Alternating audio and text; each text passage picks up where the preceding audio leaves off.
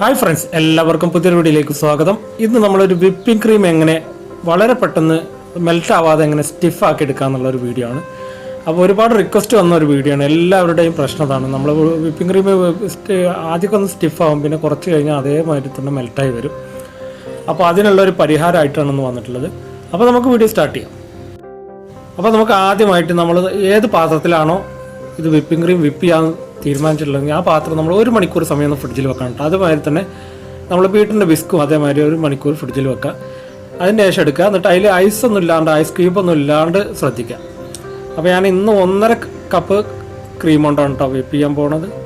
അപ്പോൾ ഒരു കേക്കിൻ്റെ ആവശ്യത്തിന് വേണ്ടിയിട്ട് 1.5 കപ്പ് ഞാൻ എടുത്തിട്ടുണ്ട്. അപ്പോൾ ഇന്ന് ഞാൻ എടുത്തിട്ടുള്ളത് വിവോൻ്റെ ക്രീമാണ് കേട്ടോ.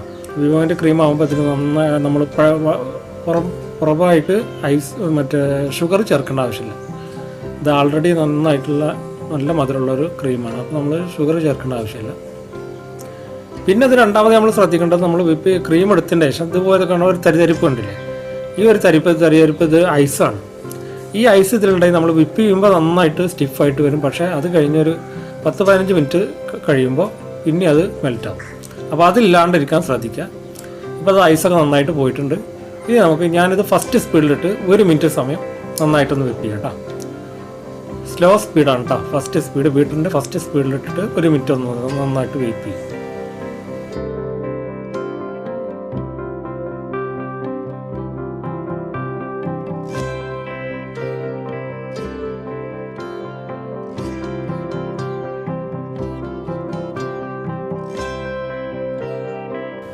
അപ്പോൾ അത് 1 മിനിറ്റ് സമയമായിട്ടുണ്ട്. ഇപ്പോൾ കണ്ട ഈ ഒരു ടൈറ്റ് ആയിട്ടുള്ളൂ. ഇനി ഇത് രണ്ടാമത്തെ സ്പീഡിലിട്ടിട്ട് നമുക്ക് ബീറ്റ് ചെയ്തെടുക്കാം.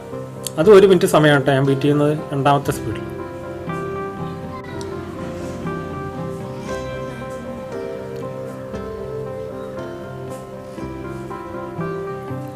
ഇപ്പോൾ കണ്ടില്ല, ഇപ്പോൾ തന്നെ കുറച്ചൊക്കെ ടൈറ്റായി വരാൻ തുടങ്ങിയിട്ടുണ്ട്.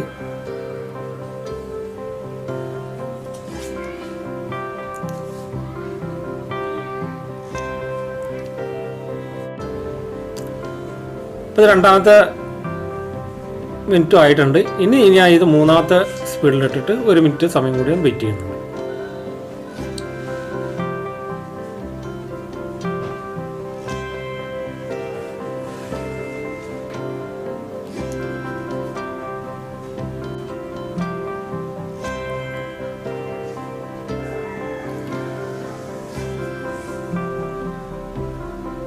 ഇപ്പോൾ ഏകദേശമൊക്കെ നന്നായിട്ട് സ്റ്റിഫായി വന്നിട്ടുണ്ട് കേട്ടോ.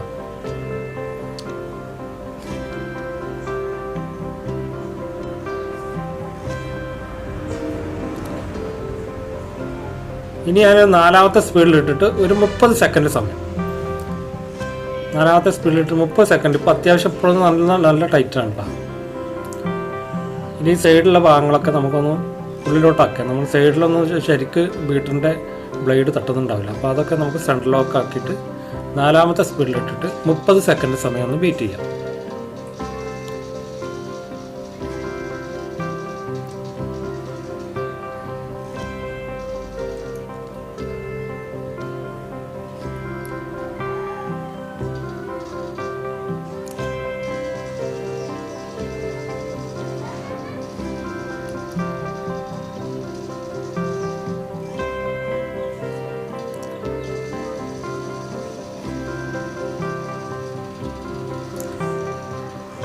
ഇപ്പോൾ നാലാമത്തെ സ്പീഡിൽ 30 സെക്കൻഡ് ആയിട്ടുണ്ട് കേട്ടോ. ഇനി ഒന്നുകൂടി നമ്മൾ ഈ സൈഡിലുള്ളതൊക്കെ നമുക്കൊന്ന് സെൻട്രൽ ലോക്ക് ആക്കി ഒരു 30 സെക്കൻഡ് സമയം ഫുൾ സ്പീഡിൽ 5-ാമത്തെ സ്പീഡിലിട്ട് നമുക്ക് ബീറ്റ് ചെയ്തെടുക്കാം.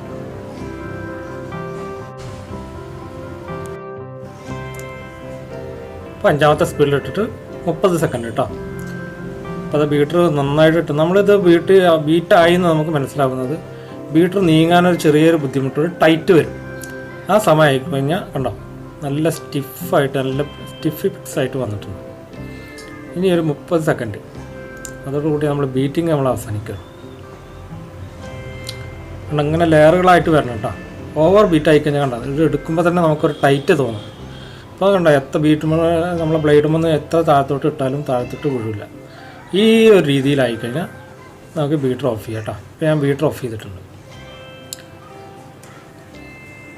കണ്ടില്ലേ, വളരെ സ്റ്റിഫായിട്ട് വന്നിട്ടുണ്ട്. ഇത് ഒരിക്കലും മെൽറ്റാവില്ല കേട്ടോ. നമ്മൾ ഇനി ഇത് ഉപയോഗിക്കണമെങ്കിൽ ഒരു 10 മിനിറ്റ് സമയമൊക്കെ ഫ്രിഡ്ജിൽ അടച്ചു വെക്കണം കേട്ടോ, അല്ലെങ്കിൽ ഐസ് ഇതിലോട്ട് വിടും. അപ്പോൾ നിങ്ങൾക്ക് എല്ലാവർക്കും ഈ വീഡിയോ ഇഷ്ടപ്പെട്ടെന്ന് കരുതുന്നു. വീഡിയോ ഇഷ്ടപ്പെട്ട് കഴിഞ്ഞാൽ വീഡിയോക്ക് താഴെ പോയിട്ട് എൻ്റെ ചാനൽ സബ്സ്ക്രൈബ് ചെയ്യാനും അതുപോലെ തന്നെ വീഡിയോ ഒന്ന് ലൈക്ക് ചെയ്യാനും ഷെയർ ചെയ്യാനും മറക്കരുത്. അപ്പോൾ ഓക്കെ, ഇതുപോലത്തെ ഒരു അടിപൊളി വീഡിയോയുമായി അടുത്ത വീഡിയോയിൽ കാണുമ്പോഴേക്കും ബൈ ബൈ.